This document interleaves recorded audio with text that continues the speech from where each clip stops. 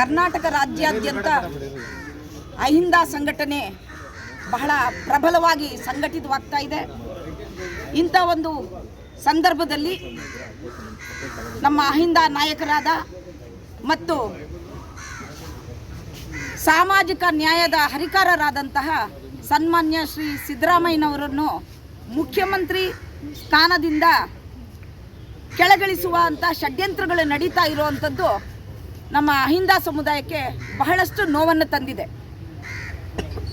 ಬಹುಶಃ ಕರ್ನಾಟಕದಲ್ಲಿ 12ನೇ ಶತಮಾನದ ಬಸವಣ್ಣನವರು, ತದನಂತರ ರಾಮ್ ಮನೋಹರ್ ಲೋಹಿಯಾ ಅವರು, ದೇವರಾಜ ಅರಸು ಅವರು, ಈ ಥರ ಸಮಾಜದ ಸಾಮಾಜಿಕ ನ್ಯಾಯದ ಹರಿಕಾರರು ಸಮಾಜದ ಜೀವನವನ್ನು ಈ ಕರ್ನಾಟಕದಲ್ಲಿ ತರಬೇಕು ಅಂತ ಬದ್ಧತೆಯಿಂದ ಆಡಳಿತ ನಡೆಸ್ತಾ ಇರ್ತಕ್ಕಂಥ ಸಿದ್ದರಾಮಯ್ಯನವರು ಅವರು ಮುಖ್ಯಮಂತ್ರಿಯಾಗಿ ಮುಂದುವರಿಬೇಕು ಮತ್ತು ಅಹಿಂದ ಸಮುದಾಯಗಳ ಅವರು ಧ್ವನಿಯಾಗಿ ಆಳ್ವಿಕೆ ಮಾಡಬೇಕು ಅನ್ನೋದು ನಮ್ಮ ಅಹಿಂದ ಸಮುದಾಯದ ಎಲ್ಲರ ಒಗ್ಗಟ್ಟಿನ ನಿಲುವಾಗಿದೆ ಮತ್ತು ನಮ್ಮ ಆಶಯವೂ ಆಗಿದೆ ಅಂತ. ನನ್ನ ಹೆಸರು ಯೋಗೀಶ್ವರಿ ವಿಜಯ್ ಅಂತ, ಕರ್ನಾಟಕ ರಾಜ್ಯದ ಅಹಿಂದ ಸಂಘಟನಾ ರಾಜ್ಯ ಸಂಚಾಲಕಿಯಾಗಿ ಕೆಲಸ ಮಾಡ್ತಾ ಇದ್ದೇನೆ.